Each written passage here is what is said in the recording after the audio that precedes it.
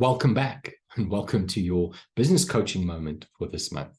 As we begin this year, the focus for this year is really going to be on growing our business. How are we going to grow our business? Think about what you achieved last year. Think about your business last year. Did you have a good year? Was it a good year last year in terms of business? I know for myself, it was a challenging year last year. Last year was not the easiest year for me. In fact, probably one of the more difficult years in a long time. Very, very challenging.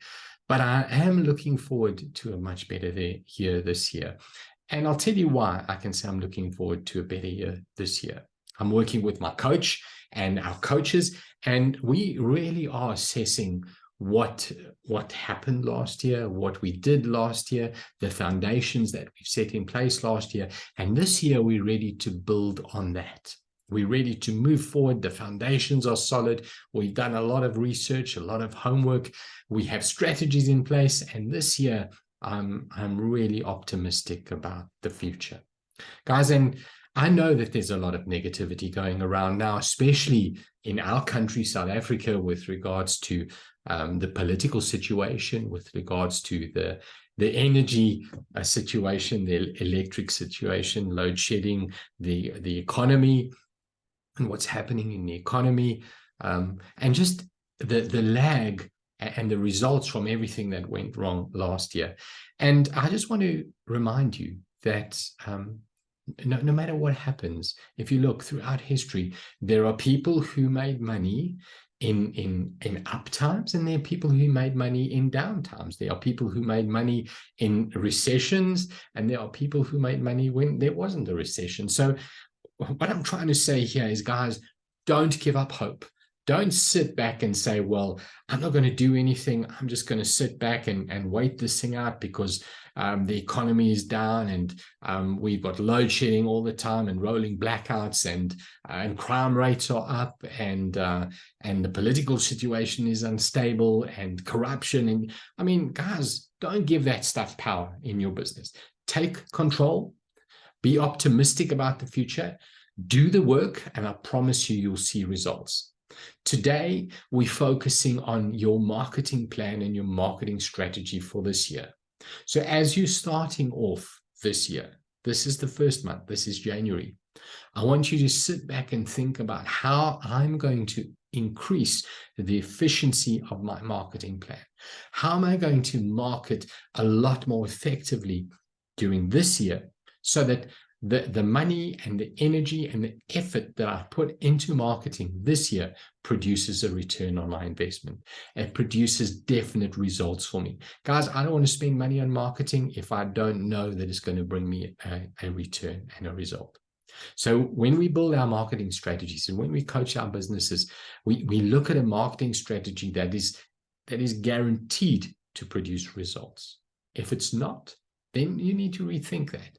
And when we think about marketing, we often hear the excuse. I often hear business owners come to me and say, I don't have a budget for marketing, or we don't have a huge, massive budget for marketing. So we're not effective in marketing. And guys, that's not always true. Sometimes there are things you can do to market your business that are very, very that are not costly at all, that are really effective and not at all expensive. So when we look at marketing, I want to break marketing into 3 areas for you. The first area of marketing is creating awareness. So when we talk about creating awareness, we want people to get to know us. So we want to do certain things. You want to do certain things this year in your business and build a marketing strategy where you say to yourself, what am I going to do? What activities am I going to do in my business that's going to create an awareness out there of who I am and what products and services I can deliver on? And when you create an awareness, in other words, the people who need to get to know you, you want to make sure that you're creating an awareness in front of your ideal clients. Remember, we spoke about your ideal client in one of the other sessions, and the emphasis of understanding who my client is, exactly who is my client, where are they, so that I can go and create an awareness in front of my ideal client, where my ideal client is. I want my ideal client to get to know about me. So make a list of all the activities you can do in your area in front of your ideal clients, all of the activities you can do that will create an awareness within the mind or within the focus area of your ideal client, so that they can get to know about you, your products and your services. The next area is building your tribe. In other words, I've created an awareness out there. My ideal clients have now gotten to know who I am. They've gotten to know about me. They've seen something somewhere, some kind of information about who I am. Now I want those guys to become part of my tribe. So when I get them to become part of my tribe, I want them to like me. And how am I going to do that? What activities can I engage in and can I do that will get people to become part of my tribe? In other words, they follow me, they get to like me because I'm giving them stuff, I'm giving them information, or I'm giving them free resources, or whatever it is, help, or just a friendly smile or information. But what can I do in terms of my marketing strategy to get people to become part of my tribe? So they need to come into the tribe. So they're not out there in the distance anymore, just being aware of me. They've moved one step closer. They've followed me on social media. They've become part of my mailing list. And when I say mailing list, guys, it can even be a physical mailing list. And in our country, the mailing system is a bit wrecked at the moment, but a mailing system could be you physically delivering something, or a piece of mail, or an advertisement, or something somewhere where people are one step closer. They're getting a regular touch points with you. So they're getting to like you now because they've become aware of you. They've joined your tribe, and they're listening to what you're saying in this tribe.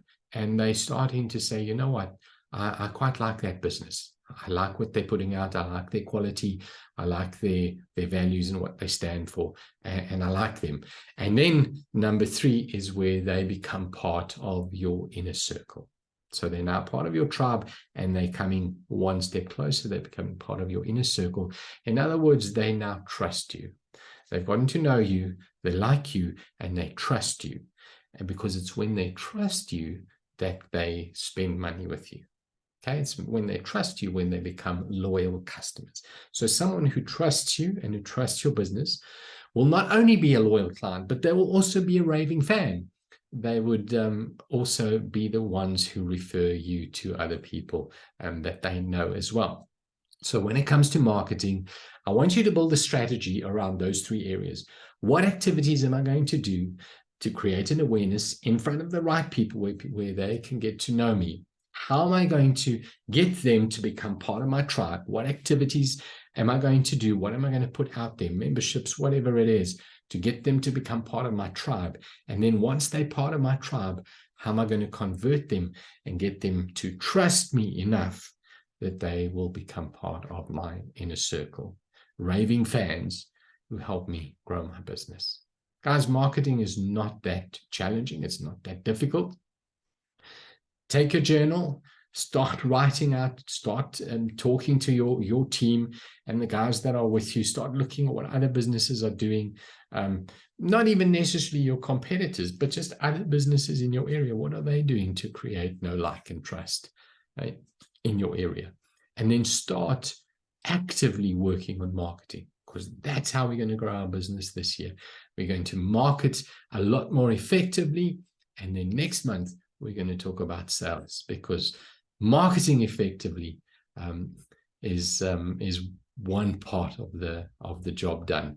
The second part is making sure that you get the sale as well. Have a wonderful month, and next month we're going to be focusing on sales.